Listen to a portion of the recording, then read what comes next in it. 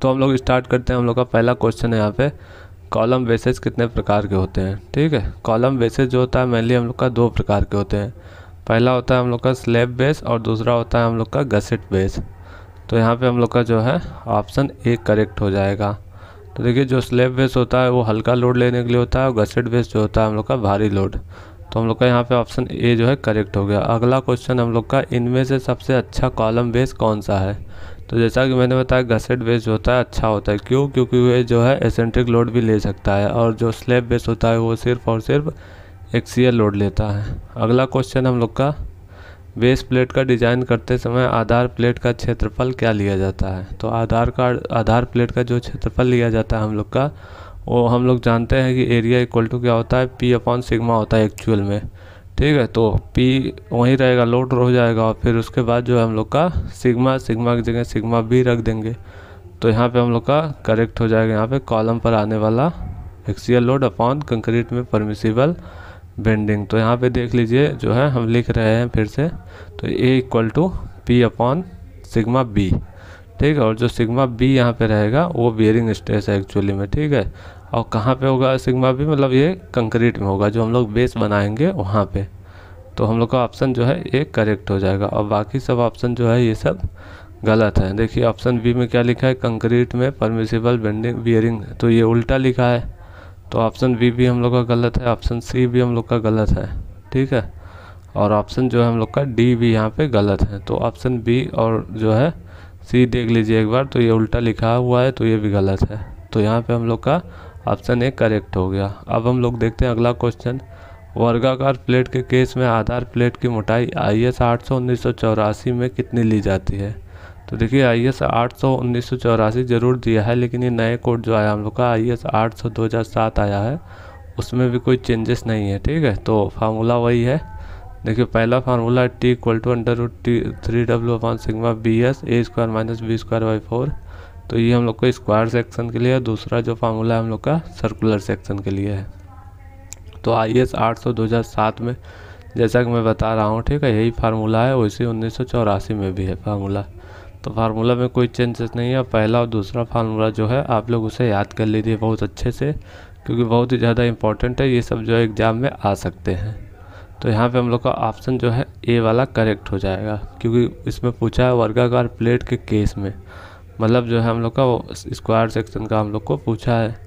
तो square section का option A he correct हो रहा है। तो यहाँ पे हम लोग का ऑप्शन ए जो है करेक्ट हो जा रहा है। तो अभी हम लोग क्या देखेंगे इसमें कि ये जो सर्कुलर वाला पार्ट है ये इसका फार्मूला क्या है। तो यहाँ पे ये 9W है एक्चुअली में। ठीक है, 9W upon 16 sigma B S into D upon capital D है यहाँ पे, capital D minus small D. तो हम लोग का ये फार्मूला सर्कुलर के लिए हो जाएगा। अगला क्वेश्चन हम लोग का, column bases and foundation when buckling occur in a beam due to excessive. तो इसमें पूछा है कि वेव बकलिंग जो होता है वो कब अकर होता है, मतलब कब वो होता है। तो पहले जान लीजिए कि बकलिंग क्या होता है और वेव क्या होता है। देखिए ये हम आई सेक्शन बना दिए, यहाँ पे ये ऊपर वाला सबसे अपर मोस्ट पार्ट जो है फ्लेंज है और लोअर मोस्ट पार्ट जो है बॉटम मोस्ट पार्ट जो हम लोग का फ्लेंज है। तो यहाँ पे वेव है। तो अभी हम लोग को ये मालूम हो गया कि एक आई सेक्शन में जो होता है हम लोग का 2 फ्लेंज होता है और 1 वेव होता है।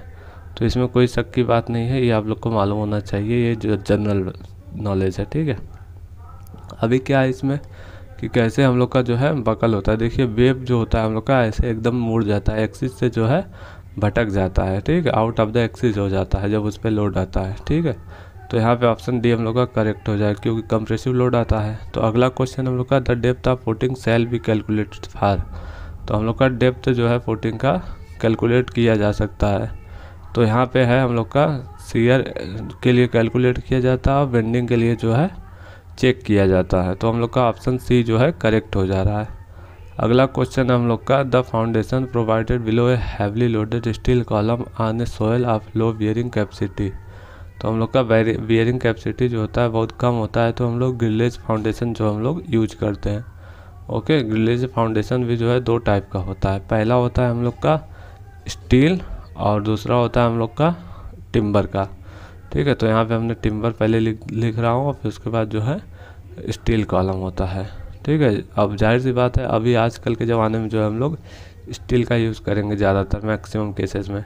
तो टिम्बर ग्रिलेज फाउंडेशन का जो है यूज़ नहीं करते हैं। ओके, तो यहाँ पे हम लोग का ऑप्शन जो है बी करेक्ट हो गया है। अभी हम लोग देखेंगे अगला question. Bracing provided in the plane of the end post is called. तो ब्रेसिंग जो है प्रोवाइड किया जाता है इंड पोस्ट पे, तो वो क्या कहलाता है?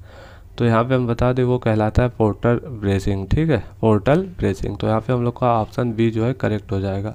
तो अभी देख लीजिए, जो हम लोग का एक ब्रिज होता है, ठीक है, स्टील स्ट्रक्चर का जो है आपने ब्रिज देखा होगा। तो यहाँ पे ब्रिज जो होता है हम लोग का कुछ ऐसा होता है स्टील स्ट्रक्चर का। तो उसमें हम लोग का जो है इंड पोस्ट होता है, ठीक है, पोस्ट होता है। तो उस पोस्ट पे जो है ब्रेसिंग हम लोग का दिया रहता है, ठीक है। तो वही जो है हम लोग का कहलाता है पोर्टल ब्रेसिंग। तो यहाँ पे ऑप्शन बी जो हम लोग का करेक्ट हो जा रहा है। अब बाकी sway bracing, top lateral bracing, bottom bracing, ये सब तो हम लोग का जो इंड पोस्ट होता है उस पर ब्रेसिंग करने से ये होता है कि वो मजबूती से बंधा रहता है, ठीक है। तो वो करता क्या है काम हम लोग का, जो उस पर विंड प्रेशर आता है वो जो है नीचे जो है एब्यूटमेंट में जो है ट्रांसफ़र करता है। तो अगला क्वेश्चन हम लोग का, the lighter section of the structural member subjected to transverse loading. तो यहाँ पे पहले देखिए हम लोग का जो जॉइस्ट होता है वही ऑप्शन हो जाएगा यहाँ पे सी करेक्ट।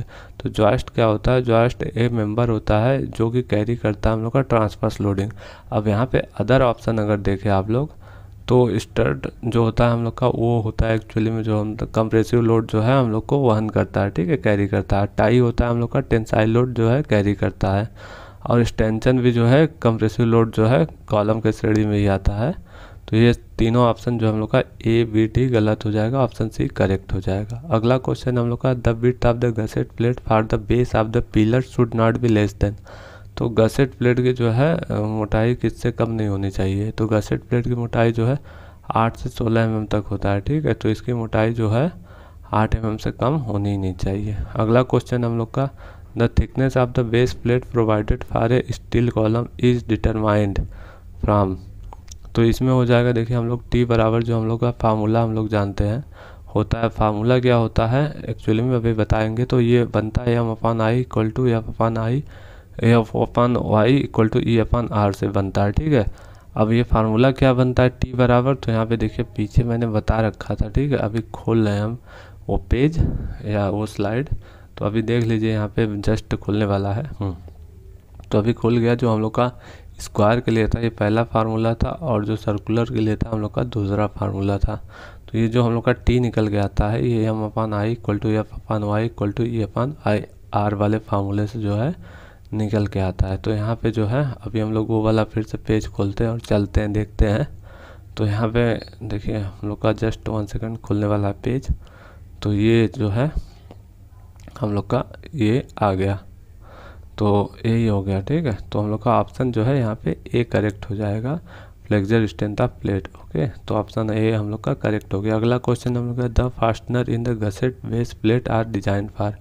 तो गसेट प्लेट में जो हम लोग का फास्टनर होता है वो डिजाइन किया जाता है ऐसा कि इतना मजबूत होता है वो कि जो लोड आ रहा है ऊपर से लोड आ रहा है, एक्सियल हो एसेंट्रिक लोड हो चाहे जो हो, क्योंकि गसेट है तो वो टोटल लोड का 50% जो है सह लेता है, ठीक है। कॉलम का जितना कॉलम सहता है उसका 50% सह लेता है।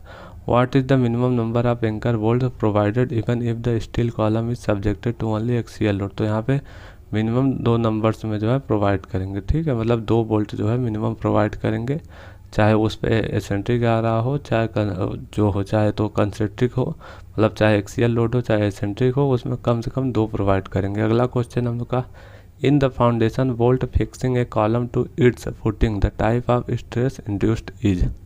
तो इसमें जो है कैसा स्ट्रेस इंड्यूस्ड होगा, ठीक है, हम लोग का जो फुटिंग में यूज होता है बोल्ट।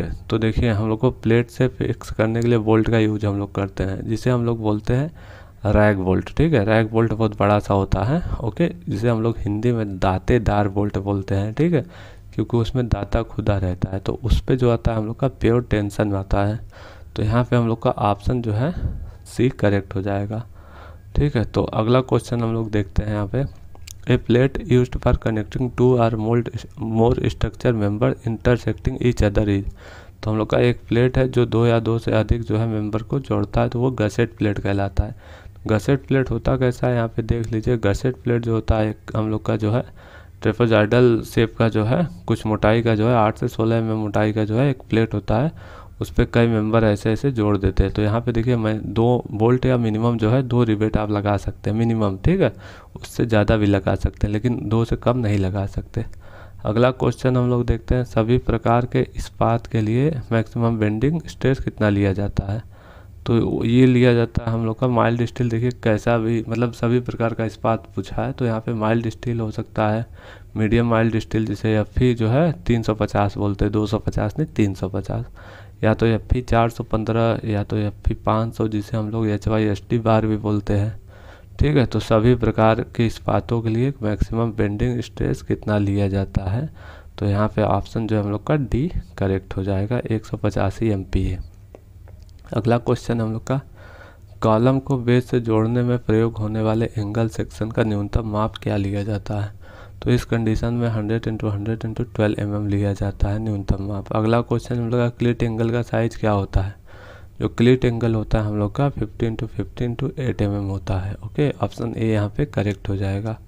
अगला क्वेश्चन हम लोग का, गोलाकार स्तंभ की आधार प्लेट का व्यास व लंबाई से कम नहीं होना चाहिए, ठीक है। तो यहाँ पे ऑप्शन ए जो है हम लोग का करेक्ट हो जाएगा, 1.5 D + 75 mm, ठीक है। अब बाकी जितने ऑप्शन है यहाँ पे सब गलत हैं, ठीक है। तो ये सब फैक्चुअल क्वेश्चन है, इसे आप लोग को याद ही रखना पड़ेगा, ठीक है, क्योंकि ये जो है ये इतना होता है, IS कोड ने डिसाइड किया है, ठीक है।